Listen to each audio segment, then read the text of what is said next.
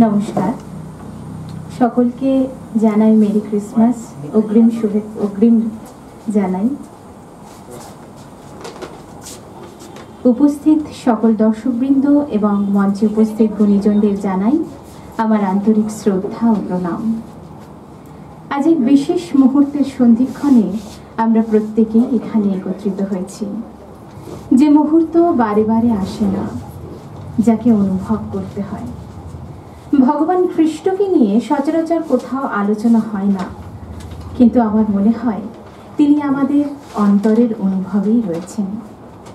আমার মনে হয় আমাদের প্রত্যেকের অন্তরের অনুভবে একজন ক্ষুদ্র যিশু ঘুমিয়ে আছেন, যে যিশু ক্ষমাশীলতা, প্রেমময়তার এক অপরূপ প্রতিচ্ছবি। আসুন আজ আমরা সকলে মিলে তাঁকেই জাগ্রত করার চেষ্টা করি। খ্রিস্ট সম্পর্কে বলার পূর্বে প্রথমেই বড়দিনের ইতিহাসটা জেনে নেওয়া দরকার।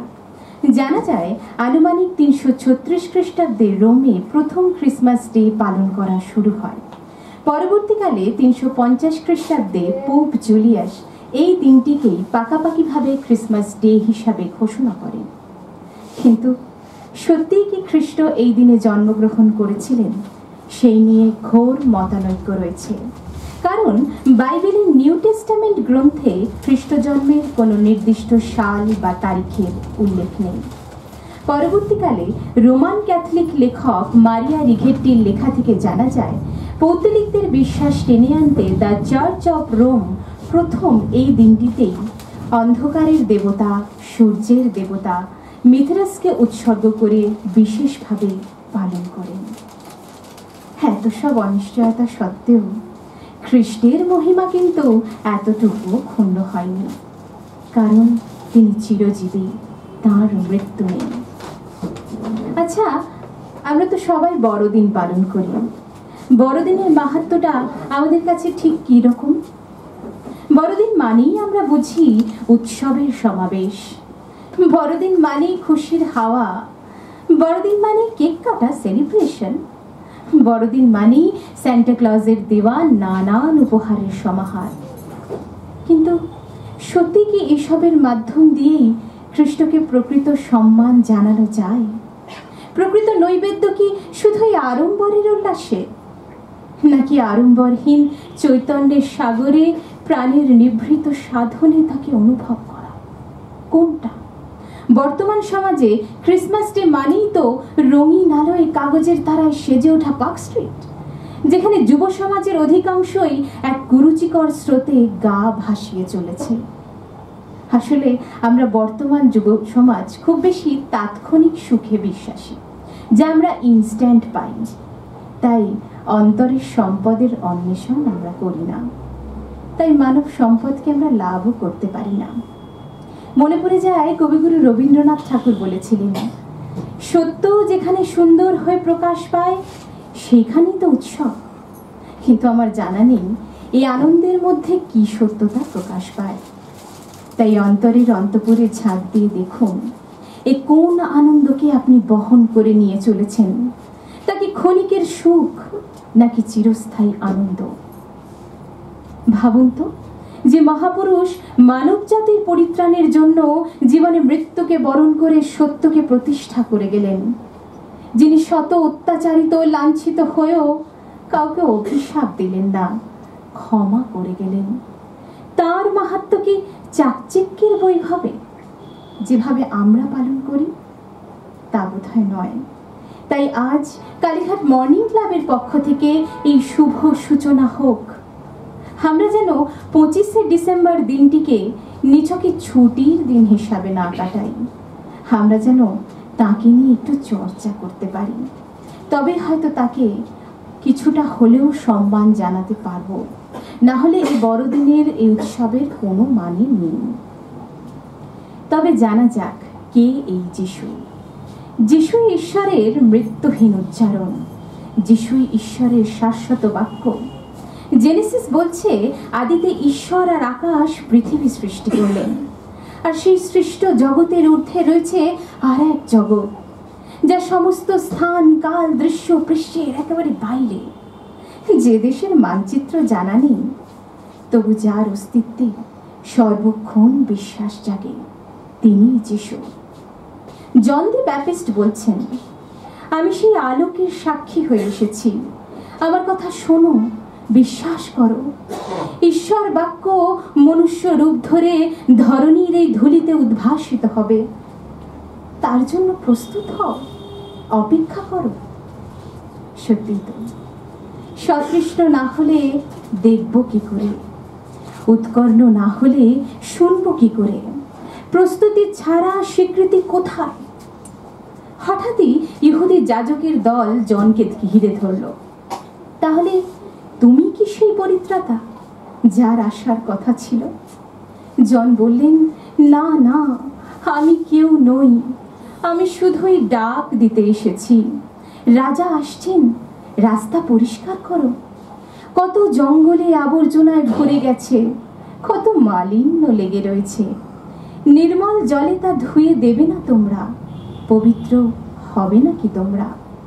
এখানে কিন্তু রাস্তাঘাট পথ আবর্জনায় ভরে যাওয়া মানে পথঘাট আবর্জনায় ভরে যাওয়া নয়। এ হলো ইহুদিদের দীর্ঘদিনের মনের আবর্জনা। দীর্ঘদিন তারা যে মনের কুসংস্কারকে পোষণ করে রেখেছিলেন তার কথাই বলছেন জন। তবে কে এই জন? জন হলেন জুডিয়ার রাজা হেরডের রাজত্বে জ্যাকারিয়াস নামক একজন পুরোহিতের পুত্র সন্তান। বহুদিন ধরে সেই পুরোহিত নিঃসন্তান ছিলেন। পরে ঈশ্বরের আশীর্বাদে তার একটি পুত্র সন্তান হয়, নাম রাখা হয় জন। এবং শাস্ত্রে লেখা ছিল এই জনই রচনা করবেন প্রভু যিশুর আবির্ভাবের পথ। শুরু হলো তার আবির্ভাবের ক্ষণ। বাজল না মঙ্গল শঙ্খ, বাজল না উলুধ্বনি, তবু তিনি এলেন আমাদের পানে, আমাদের একেবারে কাছটিতে। খ্রিস্টের জন্ম এক অদ্ভুত সন্ধিক্ষণে, অদ্ভুত পরিস্থিতিতে। খ্রিস্টের বাবার নাম জোসেফ এবং মায়ের নাম কুমারী মেরি।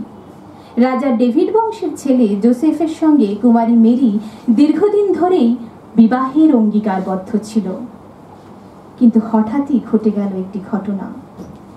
বিবাহের আগেই মেরি অন্তঃসত্ত্বা হয়ে পড়েন। না, আপনারা যা ভাবছেন তা নন। জোসেফের ঔরসের সন্তান তিনি নন, তিনি ঈশ্বর পুত্র। একদিন স্বপ্নাদেশে মেরি জানতে পারেন তিনি অন্তঃসত্ত্বা হয়ে একটি পুত্র সন্তানের জন্ম দেবেন। নাম যেন তার রাখা হয় যিশু। আর সকলের রাজত্ব ক্ষণস্থায়ী হলেও তার রাজত্ব চিরস্থায়ী। হঠাৎই মেরির ঘুম ভেঙে গেল। তা কি করে সম্ভব? আমি যে কুমারী। আসলে যা পূর্ব নির্দিষ্ট তা আমরা খণ্ডাই কি করে? যা ব্যাখ্যাতীত তা ব্যাখ্যা দিয়ে মেলাই কি করে?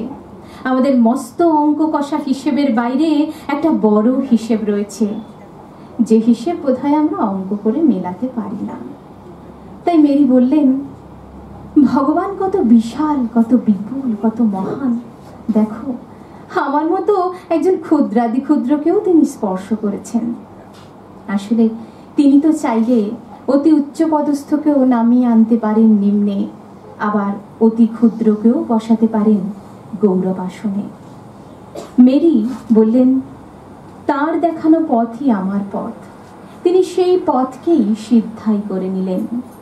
এইভাবেই দিন চলতে লাগলো। কিন্তু একটা দোলাচল থেকেই গেল, তিনি জোসেফকে কি জবাব দেবেন? সমস্ত আলো আঁধারি পেরিয়ে যখন জোসেফের কাছে তিনি ধরা পড়ে গেলেন, জোসেফ মেনে নিতে পারলেন না।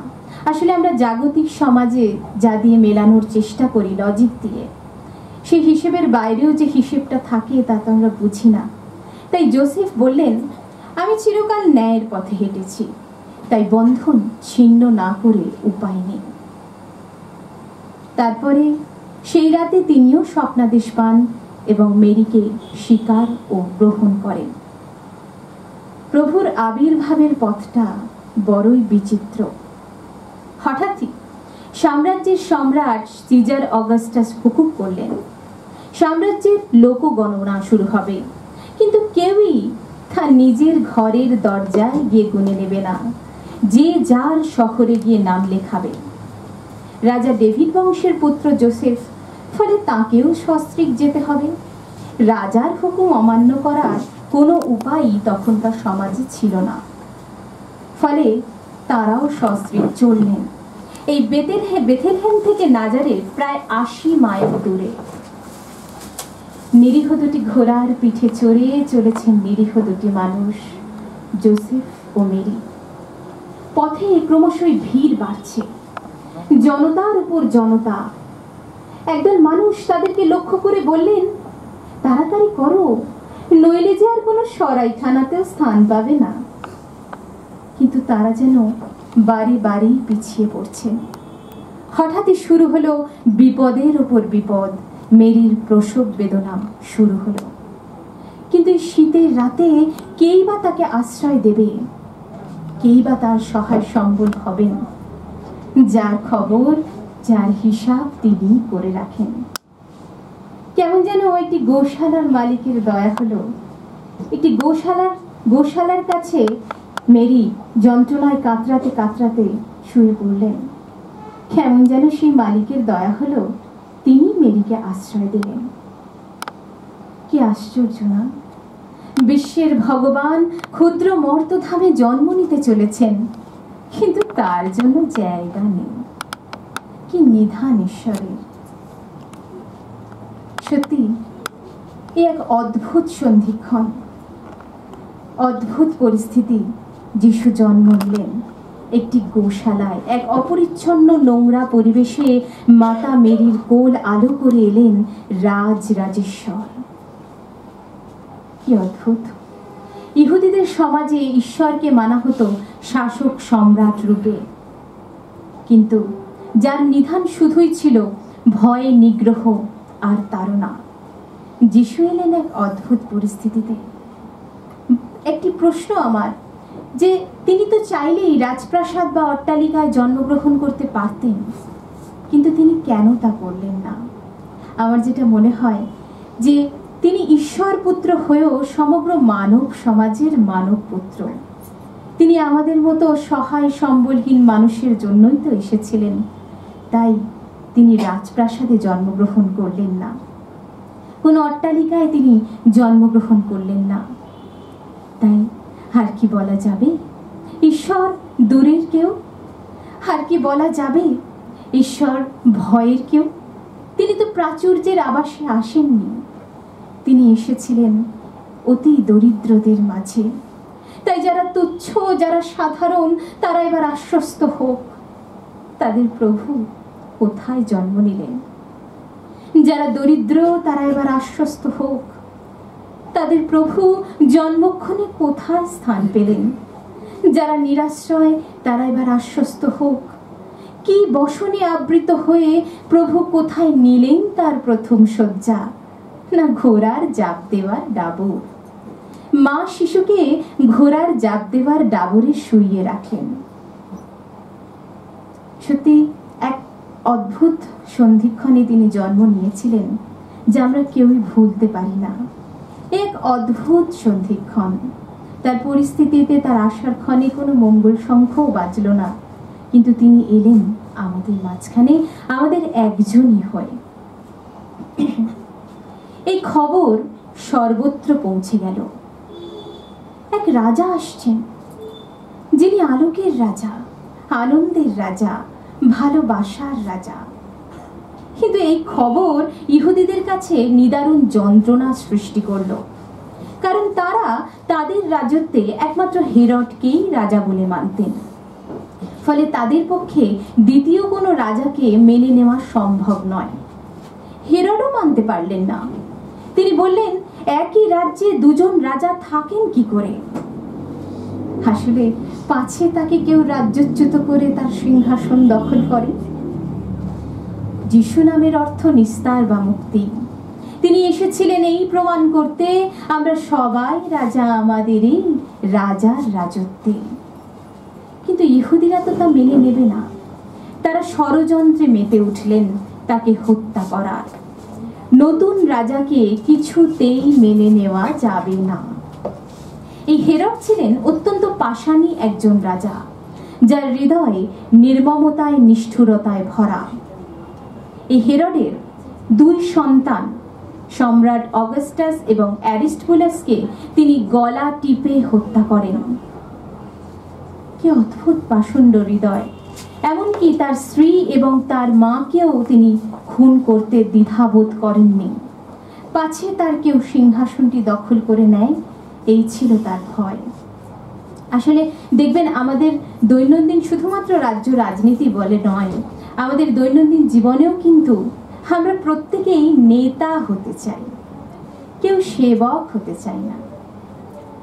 এই যে নেতা হওয়ার মানসিকতা আমাদের প্রত্যেকের মধ্যে রয়েছে। স্বামী বিবেকানন্দ বলেছিলেন না যে নেতা হইতে যেও না, সেবক হও। প্রভু যিশুও বলেছিলেন, কেউ কারোর উপর প্রভুত্ব খাটাতে যেও না। যদি বড়ই হতে চাও তাহলে ভালোবাসায় বড় হও, সেবায় বড় হও। যে নেতা হতে চায় সে আগে দাস হোক। এই যে নেতা হওয়ার মানসিকতা থেকে আমরা বেরিয়ে আসতে পারি না বলেই আমরা সেবক হতে পারি না। কবিগুরুও বলেছেন, যিনি সেবক নন তিনি কর্তী হতেই পারেন না, সে সংসার বলুন আর যেখানেই বলুন। তাই প্রকৃত নেতা আমার মনে হয় সেই হতে পারে যিনি প্রকৃত সেবক হন। হেরোদ অত্যন্ত পাষাণী রাজা। তিনি কিছুতেই নতুন রাজাকে মেনে নেবেন না বলে স্থির করলেন। এই হেরোদ গোপনে প্যালেস্টাইনের রাজা হয়ে বসেছিলেন রোমান শাসকদের সাহায্যে। তার কোনো যোগ্যতা ছিল না এবং তিনি এমনই একজন পাষণ্ড রাজা ছিলেন, কাউকেই তিনি মেনে নিতে পারতেন না। ফলে যিশুকেও তিনি হত্যা করার পরিকল্পনা করলেন। এক অদ্ভুত পরিকল্পনা, যা শুনলে চোখে জল এসে যাবে। তিনি গোপনে ইহুদিদের দিয়ে ষড়যন্ত্রে মাতলেন। কিছুই যখন তার সিদ্ধ হলো না, তখন তিনি পুরোহিতদের দিয়ে একটি ফন্দি আঁটলেন। তিনি বললেন, যাও বেথলেহেমে যাও, 2 বছরের নিচে যত শিশু আছে তাদের নির্বিচারে হত্যা করো। কি অদ্ভুত নিধান, তাই না? তার কথা মতো হেরোডের সৈন্যরাও শত্রু নিধনে মেতে উঠলেন। পাহাড়ে, বনে, জলে, জঙ্গলে যেখানে তারা 2 বছরের নিচে শিশুকে দেখলেন তাদের নির্বিচারে হত্যা করলেন।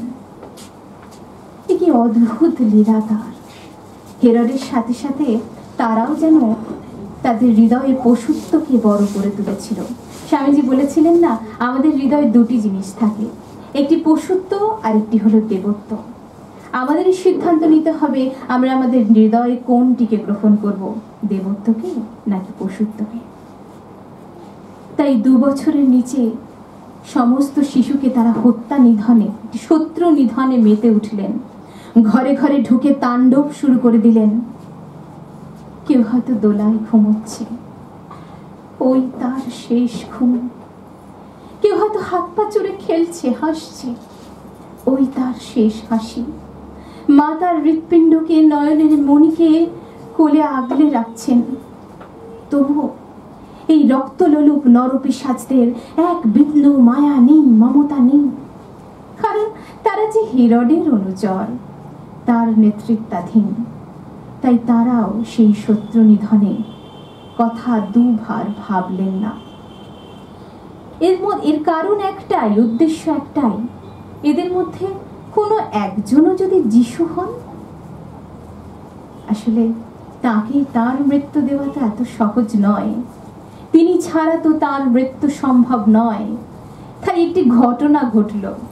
যে গুহায় যিশু, যোসেফ এবং মেরি ছিলেন, সেই গুহামুখে একটি মাকড়সার জালের আবরণ তৈরি ছিল। ফলে সৈন্যরা গুহামুখে ঢুকতে পারলেন না, ফিরে গেলেন। কি অদ্ভুত লীলা তার! সত্যি তারা তাকে চেয়েও মারতে পারলেন না, শত চেষ্টা করেও তাকে মারতে পারলেন না, কারণ তার ইচ্ছা মৃত্যু। সেই গুহামুখ থেকে তারা ফিরে গেলেন। কেমন যেন সেদিন ভগবানকে রক্ষা করার জন্য একজন কীটপতঙ্গ ভগবানের সেবায় নিয়োজিত হলেন। এক অদ্ভুত লীলা খেলা তার। শত বল বুদ্ধি অহংকারকে পরাভূত করে এলো মৃত্যু। হেরোডের মৃত্যু ঘনিয়ে এলো। আসলে আমরা সমস্ত কিছুকেই উপেক্ষা করতে পারি, কিন্তু মৃত্যুকে নয়। আমরা যাই করি, মৃত্যু আমাদের এসে দোরগোড়ায় করা নাড়বেই। তাই কবিগুরু রবীন্দ্রনাথের কথায় বলি, যত বড়ই হও না কেন, তুমি তো মৃত্যুর চেয়ে বড় নও। তাই মৃত্যুকে আমাদের গ্রহণ করতেই হবে। হিরোডেরও তাই হলো। এরপরে নাজারেথে মায়ের কোলে দিন দিন বড় হতে লাগলো যিশু। সে যখন ঘুমোয়, বদ্ধ দুটি হাত মুঠো করে ঘুমোয়, যেন দুই হাতের মুঠোতে জীবন মৃত্যুর রহস্য ভেদের চাবিকাঠি লুকিয়ে আছে। মা শিশুকে ঝুঁকে পড়ে দেখেন, অন্তরে অন্তরে জানেন তিনি কে, তবুও এক বিন্দু বাইরে থেকে বোঝার উপায় নেই। 16 আনাই সন্তান বুদ্ধি, ঈশ্বর বুদ্ধির লেশমাত্র নেই।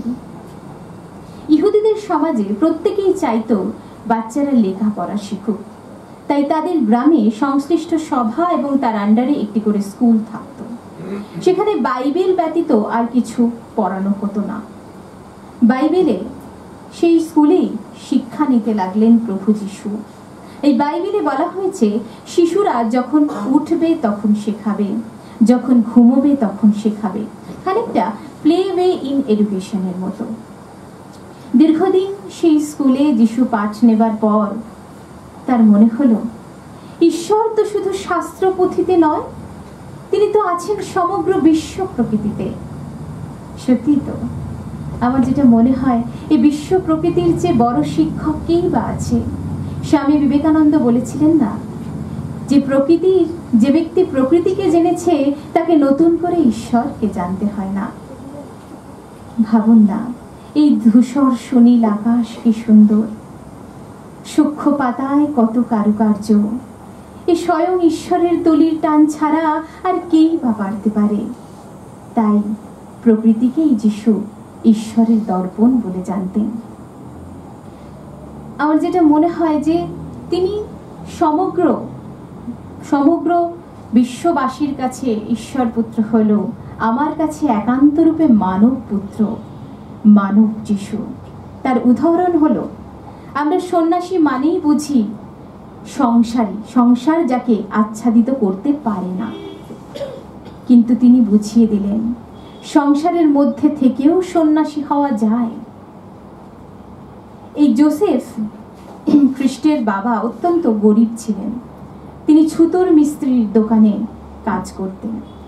পরে যিশু তার বাবার মৃত্যুর পর তিনি একা হাতে সমস্ত কাজ সামলাতেন, ঘরের গৃহস্থালির কাজও করতেন, বাবার ছুতোর মিস্ত্রির দোকানও দেখতেন। যিশুর মা মেরি, তিনিও পরম নিষ্ঠার সঙ্গে গৃহস্থালির সমস্ত কাজকে নির্বাহ করতেন। মেরির একটি কথা আমার ভীষণ ভালো লেগেছে। মেরি বলেছিলেন যে সামান্য কাজকেও যদি আমরা ঈশ্বরের চরণে অর্পণ করি, তাহলে সেই কাজ সেবা হয়ে ওঠে। যিশু কি সুন্দর বলছেন, সামান্য কাজ সুন্দর করে করাই তো ধর্ম।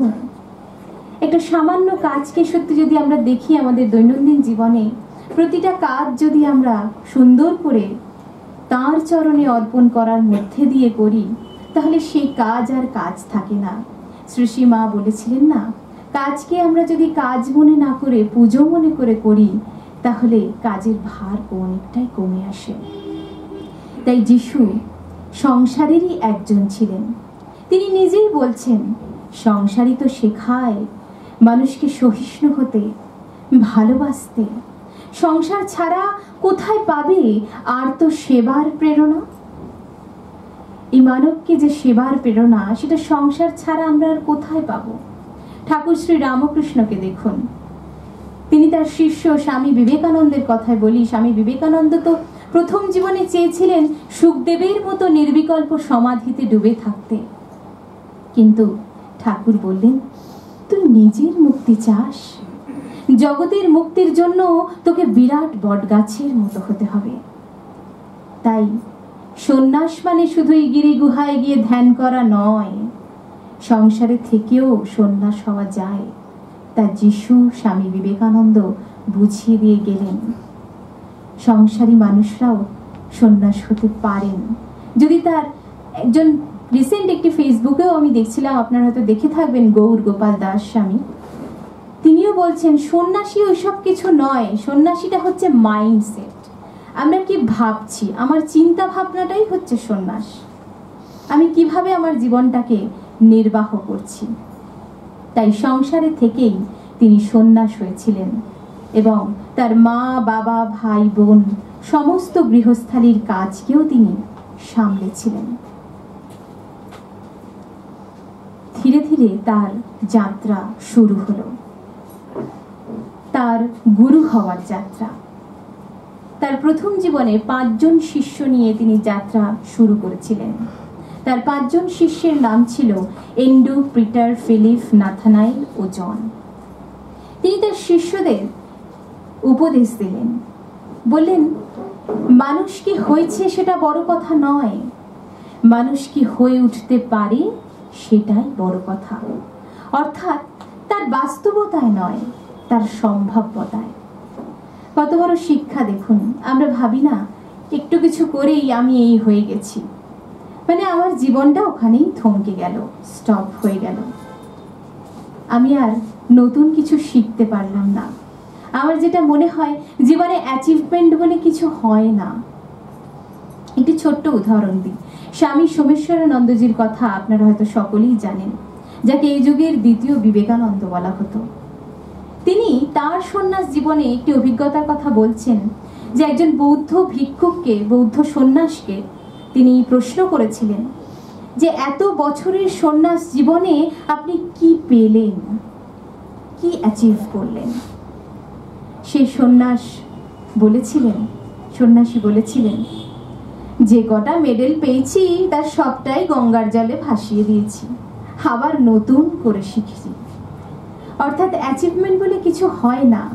জীবনে প্রতিটা মুহূর্তে আমাদের লড়াই করতে হয়, নতুন করে বাঁচতে হয়, নতুন করে শিখতে হয়, মৃত্যুর আগে পর্যন্ত আমাদের পরীক্ষা দিতে হয়। তাহলে আমরা কি করে বলবো যে আমি অ্যাচিভ করেছি? অ্যাচিভমেন্ট বলে কিছু হয় না। যিশু তার শিষ্যদের বললেন, তোমরা ফসল কাটার স্বপ্ন দেখো না? যে দেখো মাঠে শুভ্রতার রং লেগেছে, এ ফসল কিন্তু জমিতে ফলানো ফসল নয়, এ ফসল হলো মানব জমি। আমার মনে হয় এ ফসল যিনি চাষ করেন তিনি অনন্ত জীবনের শস্যকে পারিশ্রমিক হিসাবে সঞ্চয় করতে পারে। আমরা তো ভাবি না, আমরা তো খুঁজি না। আমরা সারাক্ষণই টাকা পয়সা, গাড়ি বাড়ি, বৈভবে বড় হতে চাইছি, কেউই আত্মিক সম্পদ নিয়ে বড় হতে চাইছি না। মৈত্রেয়ীর কথা হয়তো আপনারা সকলে শুনবেন। মৈত্রেয়ী প্রচুর সম্পত্তির মালিক ছিলেন, কিন্তু তিনি যখন তাকে তার সম্পত্তির কথা, মালিকানার কথা বলা হয়, তিনি বলেছিলেন, জানি আমি অমৃত হব না, তা নিয়ে আমার হবেটা কি। অর্থাৎ তিনি অমৃতকে পেতে চেয়েছিলেন। আমরা কেউ অমৃতকে পেতে চাইছি না, এই মানব জমিনটাই আমরা চাষ করি না। তাই কবি রামপ্রসাদের গানে বলি, এমন মানব জমিন রইল পরে, আবাদ করলে ফল তো সোনা, মনে রে কৃষি কাজ জানো না, মনে রে কৃষি কাজ জানো না। আমরা মনের কৃষি কাজটাই করি না, তাই সেই অনন্ত সম্পদকে আমরা লাভ করতে পারি না। যিশু বললেন, শুভ লগ্ন এসেছে, স্বর্গরাজ্য সন্নিকট, অনুতাপ করো, ঈশ্বরের দিকে মন ফেরাও। এখানে কিন্তু স্বর্গরাজ্য সন্নিকট মানে ঈশ্বরের স্বর্গে যাওয়া নয়।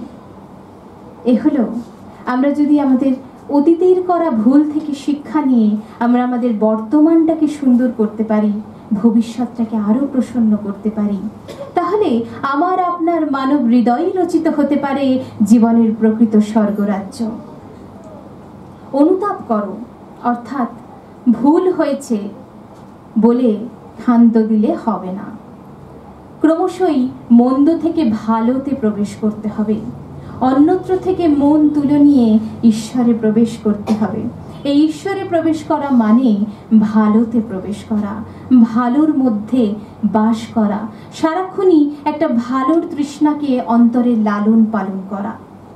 যিশু বলছেন, ভুল হয়েছে ক্ষমা করে দাও, তা বললে চলবে না, জীবনের ভঙ্গিটাকে বদলাও। অর্থাৎ আমরা যদি কোনো ভুল করি, বলি আমাকে ক্ষমা করে দাও, এই বলেই কিন্তু আমরা পার হয়ে গেলাম না। আমাদেরকে আমাদের জীবনের ভঙ্গিটাকে বদলাতে হবে, তবেই তো আমরা ভুলের সংশোধন করতে পারবো। তাই তিনি বলছেন, মনকে সুন্দর সুন্দর চিন্তায় ডুবিয়ে রাখো। এই যে কালীঘাট মর্নিং ক্লাবে এই চর্চাটাই কিন্তু হয়ে যায়, মনটাকে কিভাবে ভালো রাখা যায়। কনফারেন্সের মাধ্যম দিয়ে প্রত্যেক রবিবার আমরা এই আস্বাদন পেয়ে থাকি। মনই তো সব, মানুষ মনেই বদ্ধ, মনেই মুক্ত, মনেই সাধু, মনেই অসাধু। তাই দেখবেন মানুষের চিন্তা ভালো নয়, মন ভালো নয় বলে, আবার মন ভালো থাকে না চিন্তা ভালো নয় বলে। স্বামী বিবেকানন্দ বলেছিলেন না, মন কোনো ডাস্টবিন নয় যেখানে তুমি নোংরা, আবর্জনা, ঘৃণা, হিংসায় ভরিয়ে রাখবে। Heart is a very good fertilizer, but we have to decide what to harvest in our mind. আমাদেরই সিদ্ধান্ত নিতে হবে আমরা আমাদের হৃদয়ে কিসের বীজ বপন করব, হিংসার বীজ নাকি সুন্দর চিন্তার বীজ। যদি আপনি সুন্দর চিন্তার বীজ বপন করেন, তাহলে আপনার হৃদয়ে একটি সুন্দর বৃক্ষ বড় হয়ে উঠবে, যে বৃক্ষ শুধু আপনাকে নয়, আপনার সন্তান, আপনার পরিবারকেও শান্তি দেবে। আর হিংসার বৃক্ষটি কি শান্তি দেবে তা আপনি বুঝতেই পারছেন। তাই মনটাকে সুন্দর সুন্দর চিন্তায় ডুবিয়ে রাখতে হবে। যিশু বলছেন মনটাই সব। এই যে নরহত্যা, ব্যভিচারী, পাপ, শোক, সমস্ত কিছু আমাদের মনেই কিন্তু রয়েছে। আমরা আমাদের মনটাকে কিভাবে গঠন করব সেটা আমাদের ভাবতে হবে। কবিগুরু বলেছিলেন না, মানব হৃদয়ই প্রকৃত মন্দির, সেখানেই খর্গ শানিত হয়, সেখানেই শত সহস্র নরবলি হয়। দেব মন্দিরে তো তাহার অভিনয় হয় মাত্র। তাই এই মানব মন্দিরটাকে সুন্দর করে গড়ে তুলতে হবে। এইসব বাণীগুলো মানুষের হৃদয়কে, মনকে, ইহুদিদের, গ্রামবাসীদের পরিবর্তন করে দিচ্ছিল। ফলে তারা যিশুকে, ইহুদিরা মেনে নিতে পারল না, তাকে ষড়যন্ত্রে মেতে উঠলেন তার বিরুদ্ধে। গ্রামে গ্রামান্তরের মানুষ তাকে ভাবলেন এবং বললেন, আমরা প্রাণীর আলোয় চিনতে পেরেছি তাকে, তিনিই আমাদের বিশ্বভুবনের মুক্তিদাতা। যিশু বলছেন, ডাক আসে তো কাল বিলম্ব করো না, এ ডাক ঈশ্বরের ডাক, এ ডাক কর্মযজ্ঞের ডাক। শুধুমাত্র মন্দিরে প্রার্থনাই যে এ ডাক শোনা যাবে তা নয়, ঘরে বসে কর্মের ধূলিঝড়ের মাঝখানেও কিন্তু এ ডাক শোনা যায়। তা হলো মানব সেবাই ঈশ্বর সেবা, যা স্বামী বিবেকানন্দ বলেছিলেন, জীবে প্রেম করে যেই জন, সেই জন সেবিছে ঈশ্বর। কিন্তু তিনি বললেন, কিছুই পাবেন না, বিনিময় দিতে হবে আত্মবিসর্জন, এটাই একমাত্র পাওয়া। একটা প্রশ্ন আমার সকলের কাছে, আচ্ছা পাওয়া কাকে বলে? আমরা যে এইসব মানব সেবার মাধ্যম দিয়ে ঈশ্বরের সেবা কার্যে অংশীদার হতে পারছি, আমরা যে এর মধ্যে দিয়ে আমাদের হৃদয়টাকে বড় করতে পারছি, এর থেকে বড় পাওয়ার কি বা থাকতে পারে? তাই শিল্পী নবনীতা দেবসেনের কথায় বলি, কি পাইনি সেটা দেখতে গেলেই দুঃখ, কি দিয়েছি সেটা দেখতে গেলেই সুখ।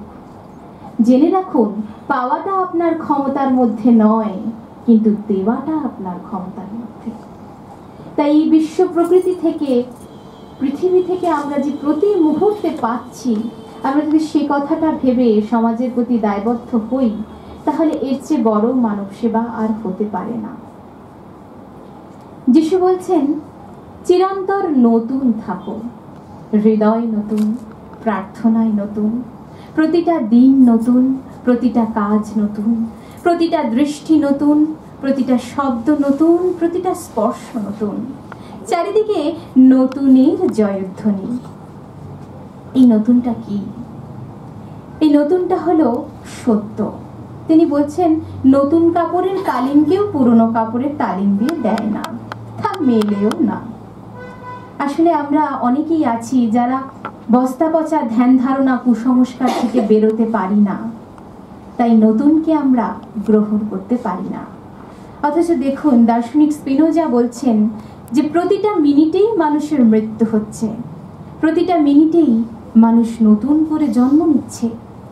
বেদান্ত বলছে যে প্রতিদিন চাইলে আপনার পুনর্জন্ম সম্ভব, যদি আপনি তা চান।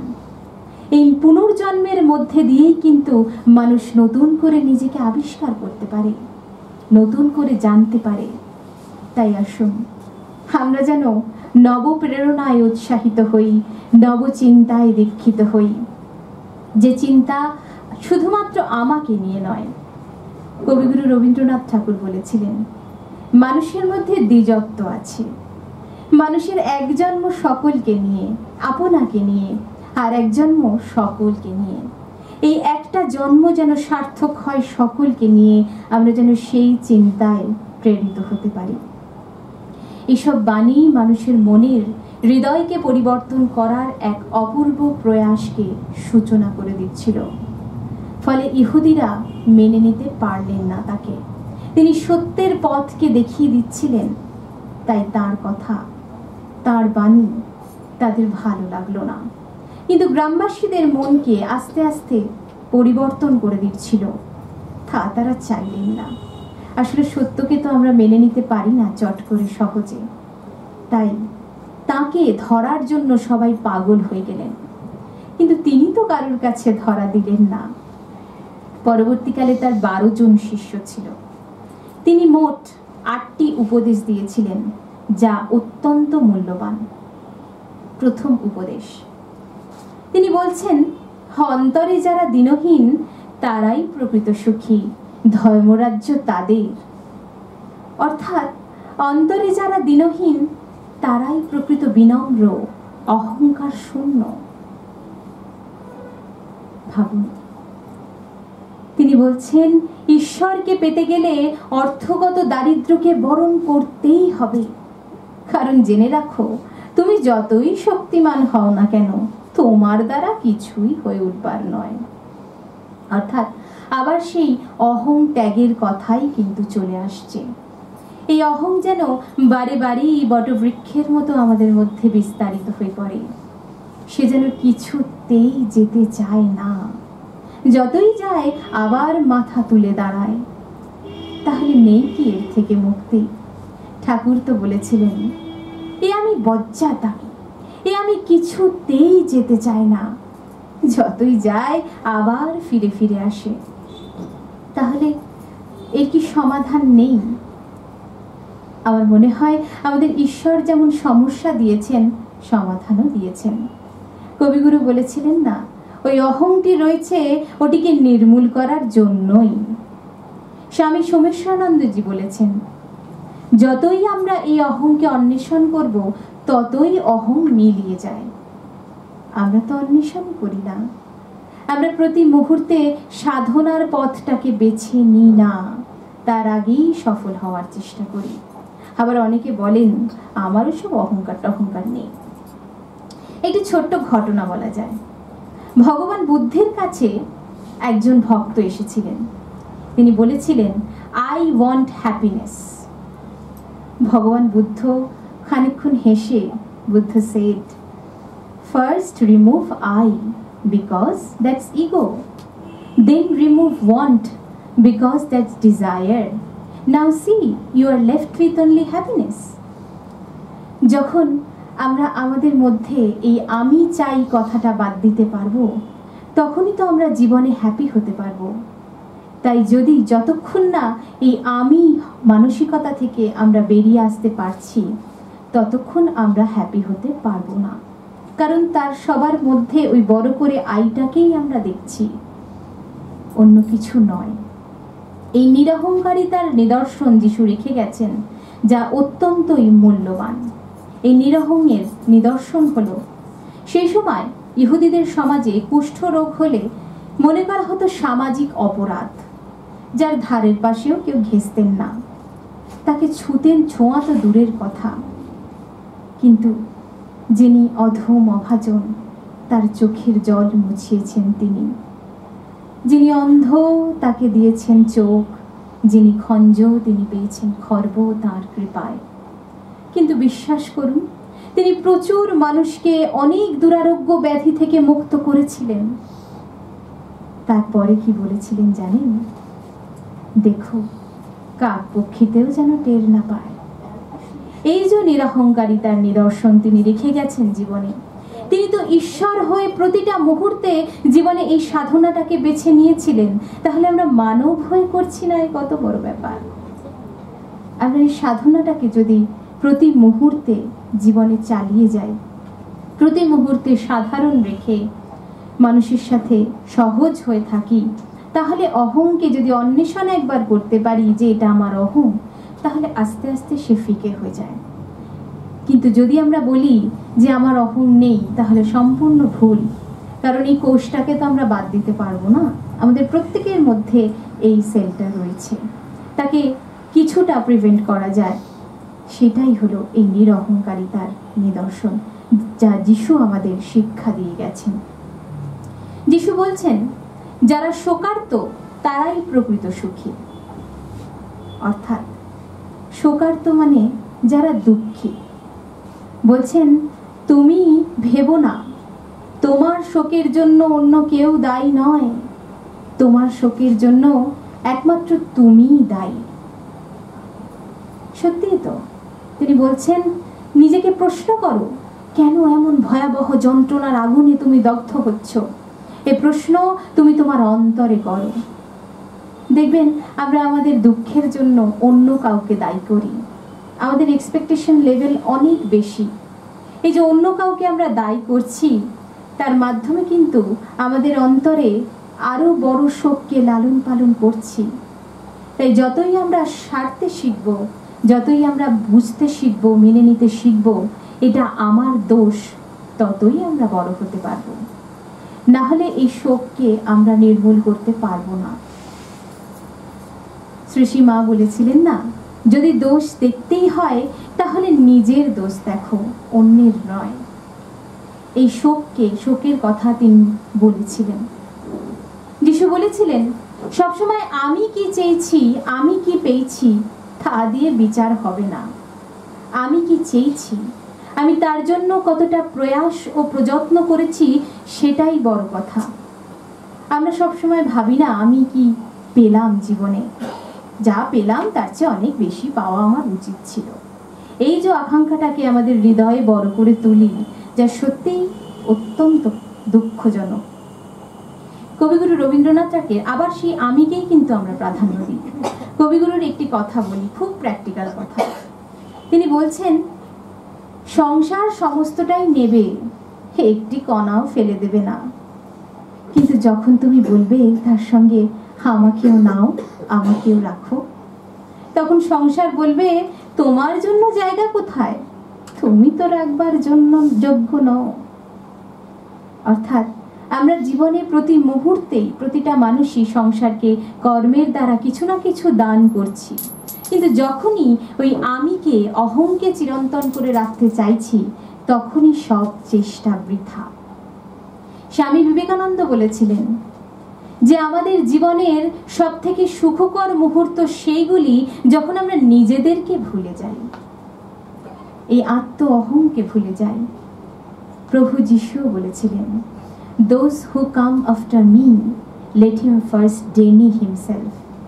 যে ব্যক্তি আমার পরে আসতে চায় তাকে আগে নিজেকে ভুলতে হবে।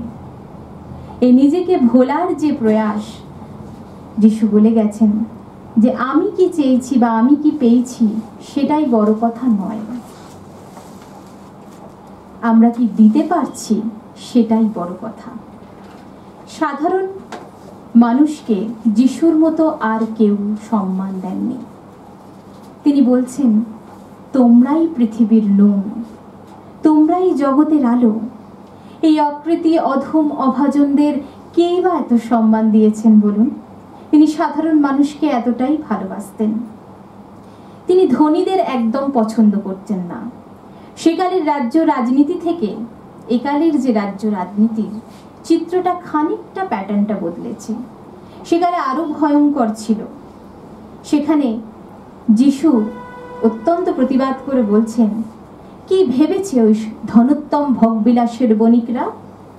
যারা খাটতে পারে না তাদেরকে দিয়েও ওরা খাটাবে, যারা দরিদ্রের ঋণ মুকুব করে না তাই তাদের আমার অন্তরে জায়গা নেই। এই ধনোত্তম ভোগবিলাসের বণিকদের যিশু একদমই পছন্দ করতেন না। একালের রাজ্য রাজনীতিও দেখুন, যিশু বলছেন ওদের আরো বাজার চাই, বাণিজ্য চাই, সাম্রাজ্য বিস্তার চাই। একালের রাজ্য রাজনীতিটাও একই রকম। কিছু মানুষ যারা দুর্বলকে শোষণ করে পীড়ন করে মহানন্দে মেতে রয়েছেন। তাই কবি জীবনানন্দ দাশের সেই কবিতাটি মনে পড়ে যায়, অদ্ভুত এক আধার এসেছে পৃথিবীতে আজ, যারা অন্ধ সবচেয়ে বেশি চোখে দেখে তারা, যাদের হৃদয়ে কোনো প্রেম নেই, প্রীতি নেই, আলোড়ন নেই। এই পৃথিবী আজ অচল তাদের সুপরামর্শ ছাড়া। অর্থাৎ তাদেরকেই তো আমরা নেতা বানাচ্ছি, তাদেরকেই তো আমরা ভোট দিচ্ছি। সচেতনতার অভাব। সেই রাজনীতির চিত্রটা আজও ভয়ঙ্করভাবে সত্য। তাই যিশু বলছেন, কি হবে রাজ্য ভোজে যদি তুমি সকলের সঙ্গে তা ভাগ করেই না নিতে পারো? অন্যকে অতৃপ্ত রেখে কিসের তোমার তৃপ্তি, কিসের তোমার উপভোগ? জেনে রাখো, তোমরাও একদিন হন্য হয়ে ঘুরবে। অত্যন্ত যন্ত্রণা থেকে তিনি এই কথাগুলি বলেছিলেন মানব জাতির উদ্দেশ্যে। ইহুদিদের সমাজে শাস্ত্রবিধি অনুসারে একটি বিশেষ দিক তুলে ধরা দরকার। সেই সময় ইহুদিদের সমাজের মানুষরা অত্যন্ত কুসংস্কারগ্রস্ত ছিল। যিশুকে বলেছিল ধর্মদ্রোহী, কারণ তিনি ধর্ম কুসংস্কারকে মানতেন না।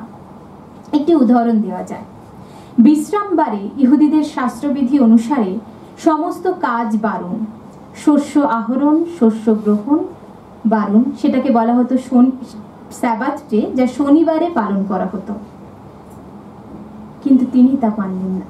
হঠাৎই একদিন যিশুর শিষ্যরা গাছ থেকে সেই শনিবারেই ফল ছিঁড়ে ছিঁড়ে খেতে লাগলেন ক্ষুধার জ্বালায়। ফ্যারিসিরা এই দেখে অত্যন্ত চটে গেলেন, বললেন, এ কি করছে তোমার শিষ্যরা? বিশ্রামবারের শাস্ত্রবিধি লঙ্ঘন করছে। যিশু এগিয়ে এসে বিরাট বিপ্লবীর মতো উচ্চারণ করলেন, কোনটা আগে, মানুষের জন্য আইন নাকি আইনের জন্য মানুষ? কোনটা আগে, মানুষ আগে নাকি বিশ্রামবারের বিধি আগে? আগে প্রয়োজন সাধন, পরে বিধি পালন। এই যে কত বড় কথা তিনি সবার অলক্ষ্যে এবং সবার সপক্ষে সামনে এগিয়ে এসে বিরাট বিপ্লবীর মতো উচ্চারণ করেছিলেন।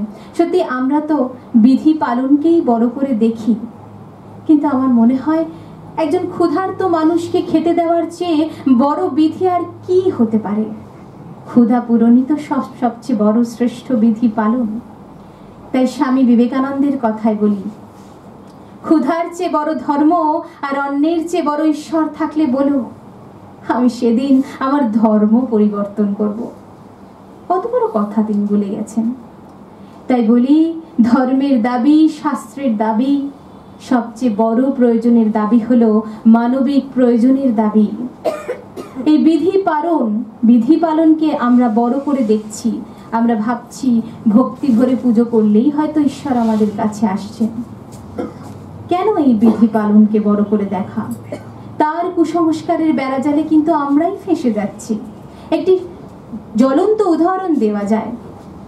শ্রী মায়ের থেকে যদি আমরা শিক্ষা নিই, তিনি তো এত বড় একজন ঈশ্বর ছিলেন, তিনি তো চাইলেই বিধি পালনকে বড় করে দেখতে পারতেন। কিন্তু তিনি বললেন, পাঁজিতে বিষারা জল লিখেছে, নিংড়ালে এক ফোঁটাও বেরোয় না। শাস্ত্রবিধি আর পারা যায় না বাপু। কি অসাধারণ কথা! তিনি বলছেন বৈধি ভক্তিই নয়।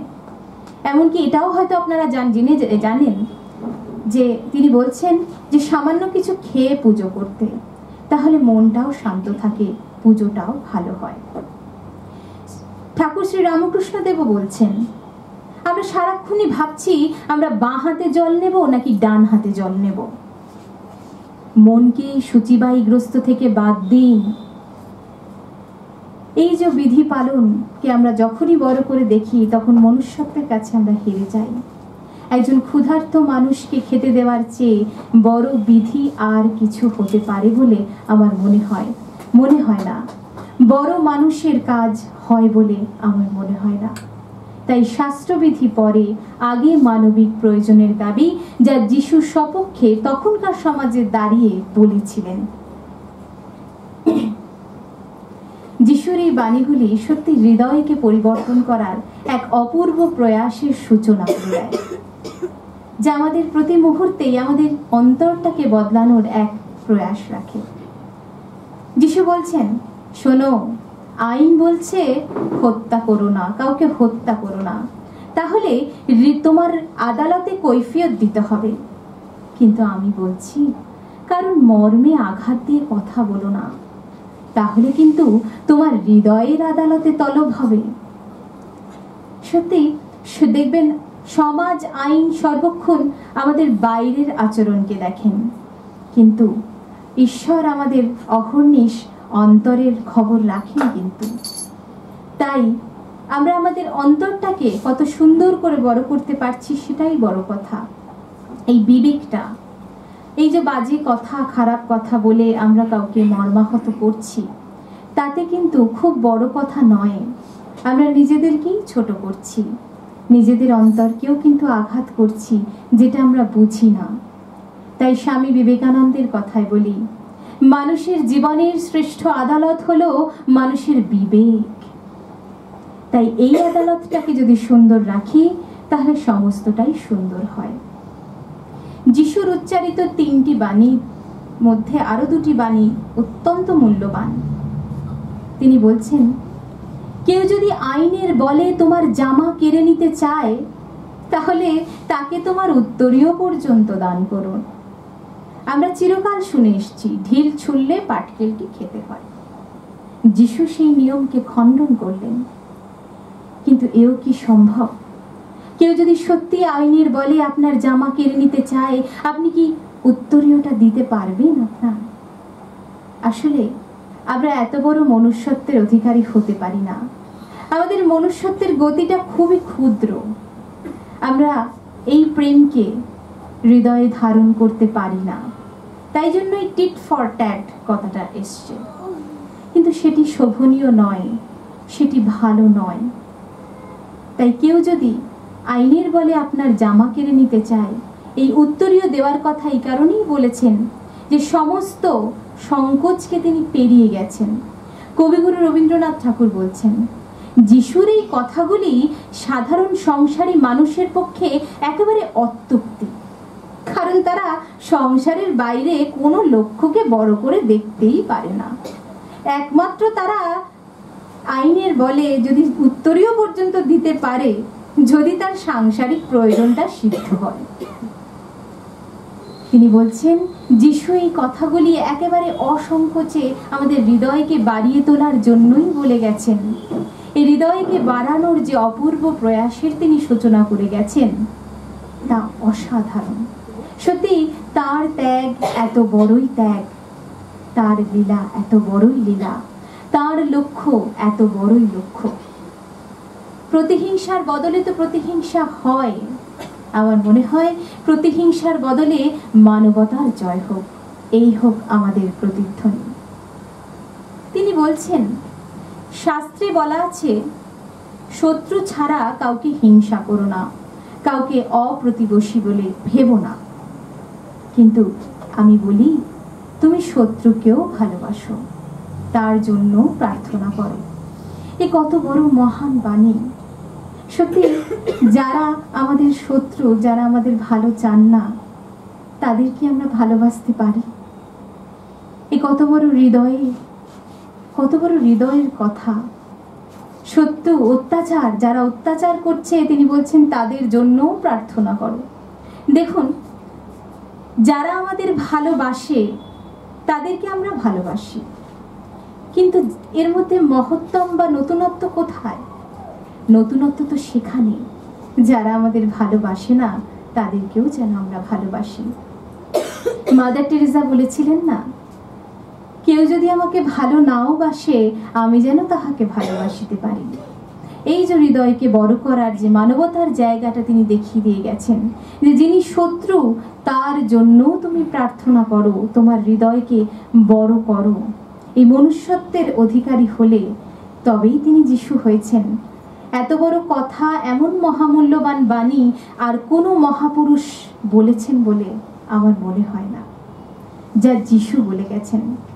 যিনি অত্যাচারিত তার জন্য কেন বলেছেন, তার কারণ হলো, আমার যেটা মনে হয় যে কোনো মানুষ অজ্ঞানে তো কোনো ভুল করেন না, জেনে শুনে কেউ ভুল করেন না।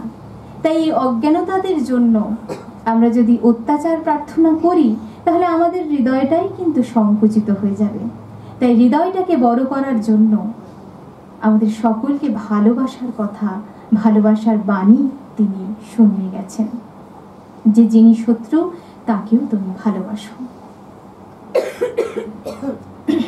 এইসব বাণী মানুষের মনকে পরিবর্তন করে দিচ্ছিল, যে বাণী সত্যি মহামূল্যবান। পৃথিবীর ইতিহাসে এক বিরল দৃষ্টান্ত। এগিয়ে আসছিল তার মৃত্যুর পথ, মৃত্যু আসন্ন তিনি জানতেন, কিন্তু তিনি কিছুই সেই নিয়ে অভিযোগ করেননি। বিশ্বের ভগবান মৃত্যুবরণ করবেন মানব জাতির অন্তরে সত্যকে প্রতিষ্ঠা করার জন্য, তাই তিনি কোনো অভিযোগ করলেন না। ইহুদিরা ষড়যন্ত্র করে তাকে নিয়ে যে ষড়যন্ত্র করলেন, তাকে হত্যা করার পরিকল্পনা করলেন। প্রথমে তাকে আদালতে নিয়ে যাওয়া হলো। সে যুগে রোমান আদালতে কোনো পাবলিক প্রসিকিউটর ছিল না, উকিল ছিল না, ফলে নাগরিকদের অভিযোগের ভিত্তিতেই দণ্ড দেওয়া হতো। যিশুকেও নিয়ে যাওয়া হলো, কিন্তু কোনো ফাঁকা আওয়াজের ভিত্তিতে দণ্ড দেওয়া হতো না। তার অপরাধ একটাই ছিল, তিনি সত্যকে সত্য বলে প্রতিষ্ঠা করেছিলেন, অন্যায়কে অন্যায় বলেছিলেন। তাই ইহুদিরা মেনে নিতে পারলেন না। তিনি সেই যে যিনি রায় দিচ্ছিলেন তাকে বললেন যে ইনি আমাদেরকে বিকৃত পথে চালিত করছেন, ইনি বলছেন ইনি ঈশ্বর পুত্র। তিনি বললেন এটা আবার কোনো অপরাধ নাকি? এই অভিযোগের ভিত্তিতে কোনো দণ্ড দেওয়া যাবে না। কিন্তু একসময় নাগরিকের অভিযোগের চাপে তিনি হার মেনে নিলেন। তাকে নিয়ে যাওয়া হলো প্রহরীদের কক্ষে। এ এক নিদারুণ অধ্যায়, যা সত্যি ভাবা যায় না। এমন দুঃখ আর কেউ গ্রহণ করেছে, বরণ করেছেন বলে আমার মনে হয় না। তাকে দড়ির সঙ্গে অনাবৃত পিঠে বেঁধে দেওয়া হলো, মারা হলো, বেত্রা পড়লো কষাঘাতের ওপর কষাঘাত, ঘাড় পিঠ বেয়ে বইতে লাগলো রক্তস্রোত। তবুও এক বিন্দু অভিযোগ নেই। শুধু তাই নয়, দুই হাতের করতলে পেরেক পুঁতে তাকে ঝুলিয়ে দেওয়া হলো এবং বলা হলো তাকেই তার ক্রুশকে বহন করে নিয়ে যেতে হবে। তিনি তার ক্রুশকে বহন করে নিয়ে চলেছিলেন। কি দুঃখের জায়গা আমাদের কাছে। তিনি যেন ক্রুশের ভারে টলে টলে পড়ছেন। সে সময় ক্রুশের ব্যথা কমানোর জন্য গন্ধ রসযুক্ত মদ দেওয়া হতো। তিনি তাও প্রত্যাখ্যান করলেন। তিনি বললেন এটাই ঈশ্বরের নিধান, আমি এটিকেই মেনে নেব। কত মানুষ তার গায়ে থুতু ছিটোতে লাগলো। ভাবুন, ঈশ্বর মৃত্যুবরণ করছেন আমাদের জন্য আর তার গায়ে থুতু ছিটোচ্ছে সমাজের মানুষ। কি নিদারুণ যন্ত্রণা তিনি পেয়েছিলেন। তার হাতে ধরিয়ে দেওয়া হলো নলখাগড়ার ঢাটা, কাঁটার মুকুট পরিয়ে দেওয়া হলো। তিনি কোনোটাতেই কোনো অভিযোগ করলেন না। তিনি বললেন আমি সত্য সন্ধানীর রাজা, যা সত্য তাই আমি বলেছি, তাই আমার কোনো আক্ষেপ নেই। ঈশ্বরের বিধানই আমার বিধান। শুরু হলো কষাঘাতের ওপর কষাঘাত, রক্তক্ষরণ যা ভোলার নয়। এ মৃত্যু অত্যন্ত মর্মান্তিক মৃত্যু।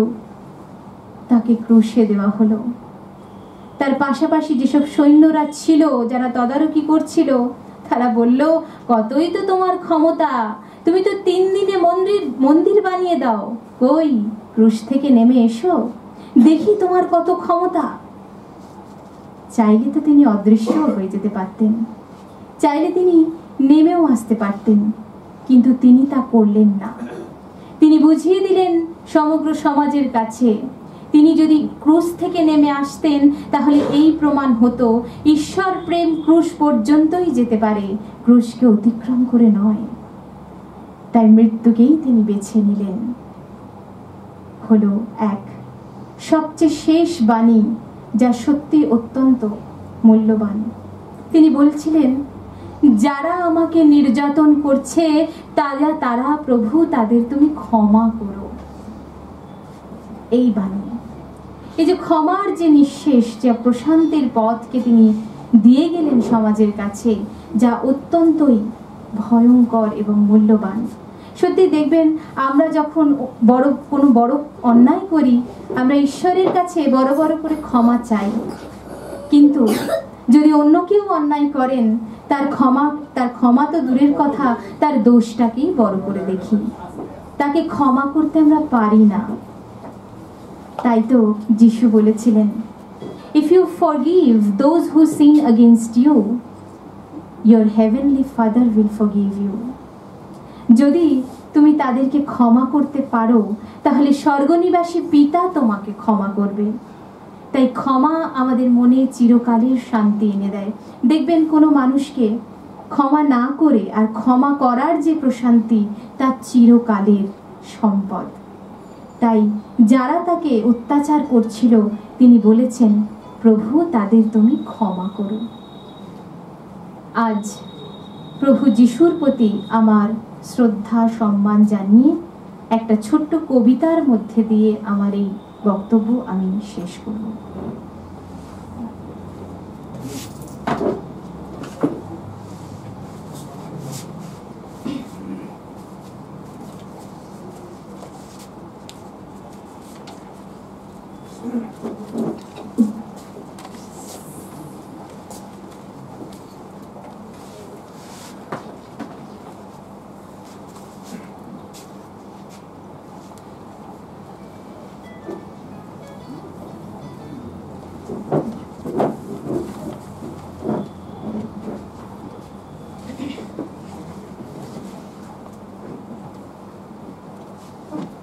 কবিতার নাম জয় যিশু।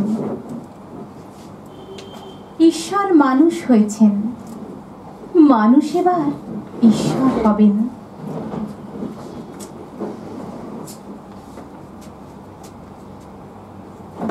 ঈশ্বর মানুষ হয়েছেন, মানুষ এবার ঈশ্বর হবেন। সামান্য কোটি বস্ত্র পরিয়ে ক্রুশে আরোপ করলো যিশুকে।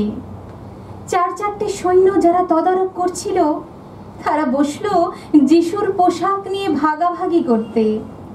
কেউ নিল বহির্বাস, কেউ কোমরবন্ধ, কেউ পাগড়ি, কেউ জুতো। কিন্তু জামা, গায়ের জামাটা কে নেবে? কি সুন্দর জামাটা, 1 ফোর সেলাই নেই কোথাও, সমস্তটাই একসঙ্গে বুনে তোলা, বুঝি ওর মায়ের তৈরি। কিন্তু জামাটাকে তো আর ছিঁড়ে 4 ভাগ করা যায় না। এসো আমরা জুয়ো খেলি, দেখি কার বরাত খোলে। যিশু নিদারুণ যন্ত্রণায় বিদ্ধ হচ্ছেন, আর তারই ক্রুশের নিচে বসে জুয়ো খেলছে সৈন্যরা। নিপীড়িত মানুষের মধ্যে কাঁদছেন ঈশ্বর, আমরা সেদিকে তাকাচ্ছিও না।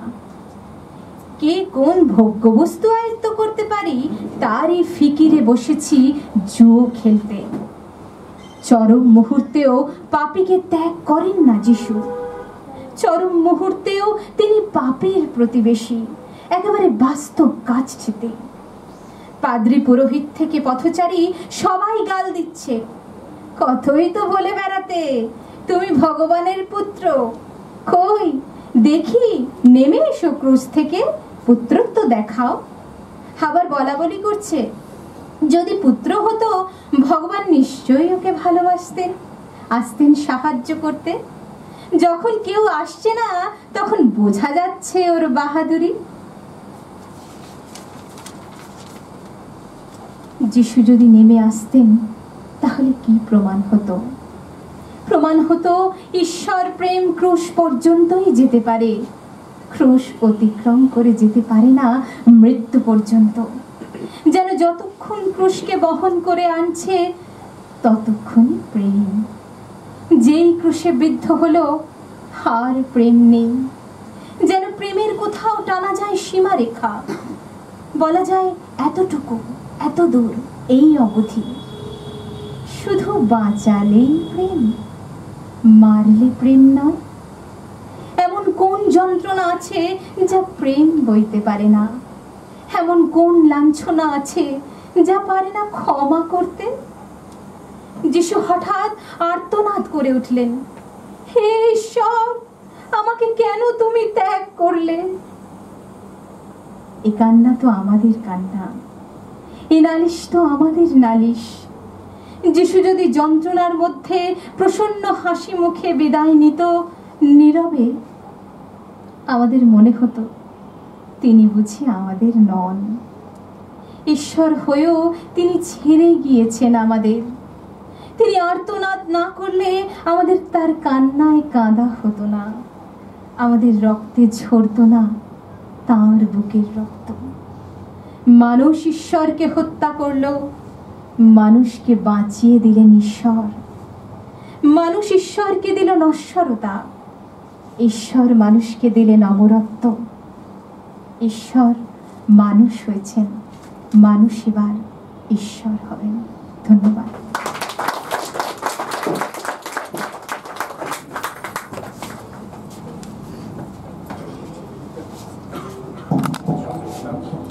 ধন্যবাদ জানাই শর্মিষ্ঠাদিকে, তার বক্তব্য আমাদের সত্যি অভিভূত করেছে। আমরা দেখেছি যে যিশুর জন্ম থেকে মৃত্যু সবের পিছনেই কোনো না কোনো কারণ আছে। এখন ম্যাম আমাদের অনেকক্ষণ সময় দিয়েছেন, আপনাকে ধন্যবাদ। আপনি যদি শর্মিষ্ঠাদির বক্তব্যের উপর একটু আশীর্বাদ করে কিছু বলেন।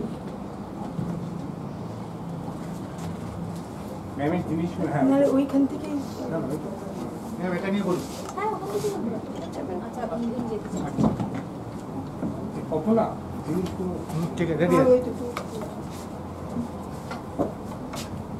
শর্মিষ্ঠা অপূর্ব বলেছেন। আমরা সকলেই খুব সমৃদ্ধ হয়েছি। উনি ঠিক প্রথম থেকে শেষ পর্যন্ত যিশুর জীবনী বর্ণনা করেছেন এবং ওনার যে বলার ভঙ্গি, যে আন্তরিকতা, সেটা আমাদের সকলকেই মুগ্ধ করেছে। এবং আমি চাই যে শর্মিষ্ঠাকে নানা জায়গায় যদি ব্যবহার করা যায়, কেন এত সুন্দর বলেছে, এত আমাদের এত ভালো লেগেছে, মনে এত দাগ কেটেছে। এত সুন্দর বলা আমি খুব কমই শুনেছি, সত্যি কথা বলতে গেলে। আর ঈশ্বর আশীর্বাদ করুন শর্মিষ্ঠাকে, শর্মিষ্ঠা যেন আরও রিসার্চ করতে পারে, আরও একাত্তা হয়ে এই বিষয়গুলি নিয়ে আলোচনা করতে পারে।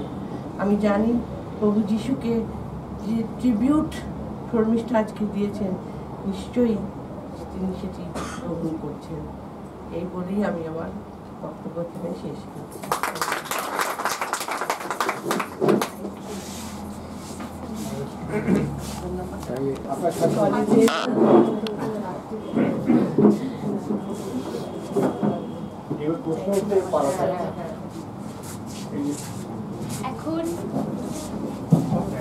এখন প্রশ্ন উত্তর পর্ব শুরু করা যাক।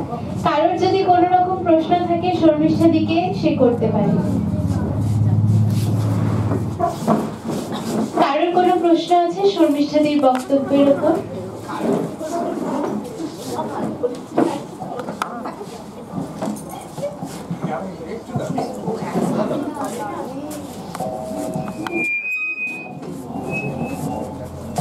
মর্নিং ক্লাবের তরফ থেকে যে প্রভু যিশুর সম্বন্ধে যে আলোচনা যেটা হলো, ম্যাডাম যেটা বললেন, বর্ণনা করলেন, আমাদের খুব ভালো লাগলো। আমার একটা প্রশ্ন আছে, ভগবান যিশুর যে আদর্শ ছিল এবং আমাদের রামকৃষ্ণের যে আদর্শ, তার মধ্যে কোনো কি পার্থক্য আছে? তাহলে কি কি পার্থক্য আছে এবং সেগুলো যদি একটু বর্ণনা করেন।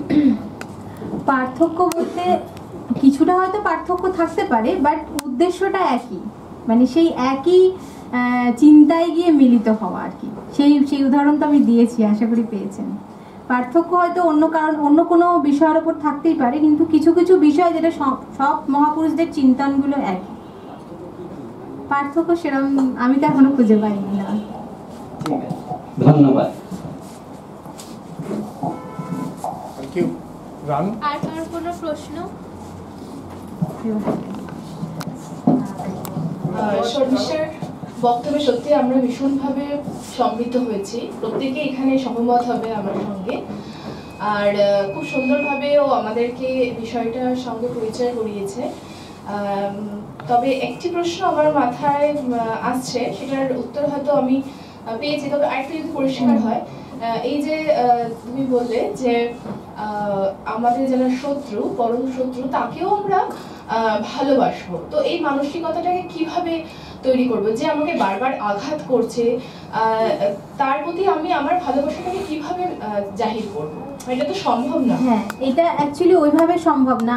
আমরা মানে যিশু যেটা বলতে চেয়েছেন যে হৃদয়ে ওই ঘৃণা ব্যাপারটা যাতে জন্ম না নেয় কারোর প্রতি। আমি ঠিক আছে যে তবে কি তাহলে কি এটাই যে সে আমাকে বারবার ধরে ওই করে যাবে আর আমি তার প্রতি বারবার কনসিডারেশন করি? এটা নয়, কিন্তু তার প্রতি কারোর প্রতি কোনো রাগ, ঘৃণা, বিদ্বেষ না রাখতে, আমার মনটাকে আমি স্বচ্ছ রাখি।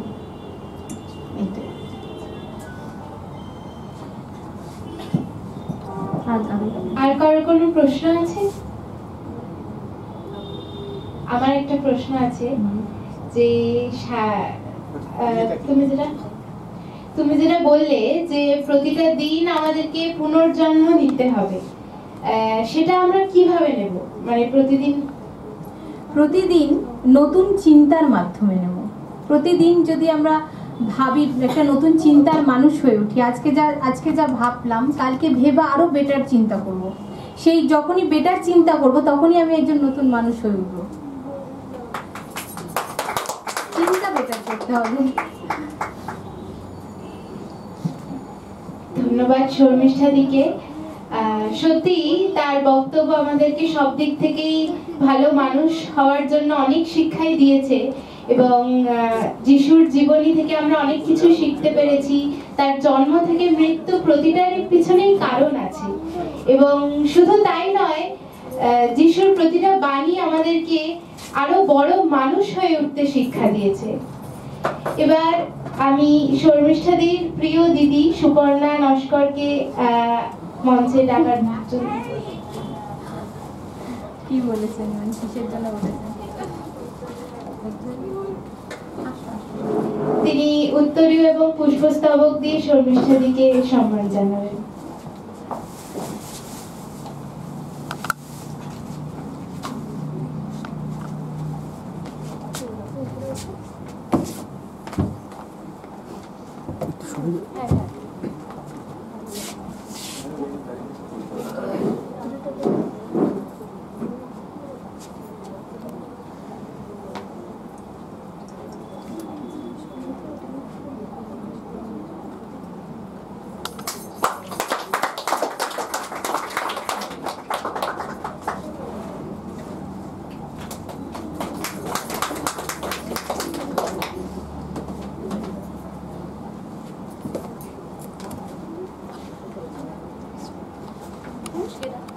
কোনো প্রশ্ন যদি থাকে শর্মিষ্ঠাদিকে করতে পারেন।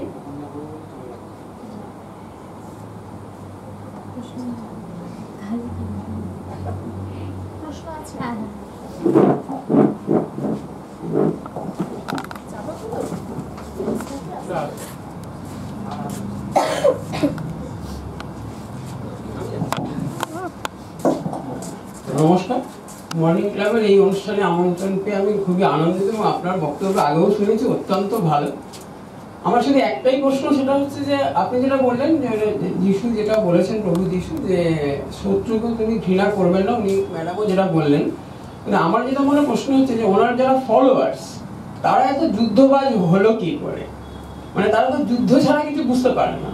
মানে আমরা যেটা দেখছি প্র্যাকটিক্যালি, দেখুন যত যুদ্ধ চলছে ম্যাক্সিমাম কিন্তু ওনার ফলোয়ার্সরাই সেই যুদ্ধটা করছে এবং প্ল্যান এটা করছে যেটা যে কি করে যুদ্ধটাকে আমি কন্টিনিউ করতে পারি, না থামে, বছরের পর বছর চলতে পারে।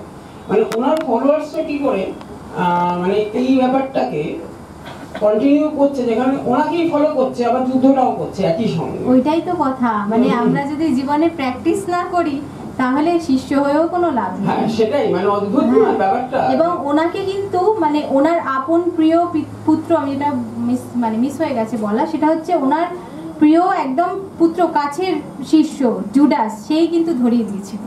সেই তার বড় আর কি হতে পারে, বলছে যে আমরা ওনার ফলোয়ার্স, তার অ্যাকচুয়ালি ওনার ফলোয়ার্স নয়। তাহলে ফলোয়ার্স হয়ে যদি এটা করে তাহলে এর চেয়ে বড় উদাহরণ তো আর হবেই না আপনার প্রশ্নের উত্তরে। ওটাই, মানে ওরা যেটা বলছে যে আমরা ফলোয়ার্স, কিন্তু অ্যাকচুয়ালি তারা আমাদের ফলোয়ার্স নয়, তারা বাণীগুলোই বুঝছে না, শুধু ওনাকে আর কি মূর্তিটাকে বা ইত্যাদি প্রভৃতিকে। আরেকটা জিনিস যেটা আপনি বললেন একদম শুরুতে, যে যিশু যখন ছোটবেলায় পড়তেন তখন শুধু বাইবেল পড়ানো হতো। যিশুর শিষ্যদের নিয়ে সংকলনটাই তো বাইবেল, তাহলে যিশু কি করে বাইবেলটা পড়তো? মানে আমি যেটুকু জানি, আমি যেটা পড়েছি যে বইতে, সেখানে বাইবেল হিসাবেই আর কি লেখা ছিল। কিন্তু আমার এটা বুঝতে পারলাম না, ধরুন যে আমরা যে বাইবেলটা পড়েছি যেটুকু আর কি, তাতে তো ওনার শিষ্যরা যেগুলো বলেছেন ওনার সঙ্গে কথোপকথন, সেটাই বাইবেল হিসাবে একসঙ্গে হয়েছে। যে আলাদা আলাদা খণ্ড ছিল সেটাকে একসঙ্গে করে বাইবেল পড়েছে। তাহলে যিশু যখন নিজে ছোটবেলায় পড়তেন তখন আমি যেটা পড়েছি তখনই থেকেই বাইবেল আর কি শুরু ছিল, এই হিসাবেই পড়েছি। আমার সঠিক সত্য জানা নেই। বুঝতে পেরেছি, সেটাই, মানে ওই মানে দুটো, ওটা তো ইহুদিদের হবে কিছু একটা ধর্মগ্রন্থ, কারণ উনি তো নিজে ইহুদি ছিলেন, উনি তো শেষ অব্দি তো খ্রিস্টান হননি, ওনার ফলোয়ার্সরা খ্রিস্টান, তাই তো মনে হয়। এখানে আমার একটা ছোট মানে বলার আছে, আমি সঠিক জানি কি জানি না, অনেক কিছু ম্যামও যেটা বলছিলেন তখন, যে বাইবেলের যে ওল্ড টেস্টামেন্টটা সেটা ওনার মানে তখন চলতো, তখনও যিশু যেটা নতুন সংশোধন করেছেন সেটা নিউ টেস্টামেন্টে বাইবেল, তার আগে ওল্ড টেস্টামেন্টে বাইবেলটাই তখন ছিল, তখন ছিল, হ্যাঁ যিশুরও আগে ছিল। ওটা ওল্ড টেস্টামেন্টে যেটা, মানে বাইবেল যেটা সেটা নিউ টেস্টামেন্ট যেটা, সেটা হচ্ছে বাইবেল হিসাবে দুটো ভাগ করে, দুটো বাইবেল হিসাবে ভাগ করে। ঠিক আছে, থ্যাংক ইউ। আর কোনো প্রশ্ন আছে? আজকে বলবেন? হয়ে গেছে সবার। ঠিক আছে, চল।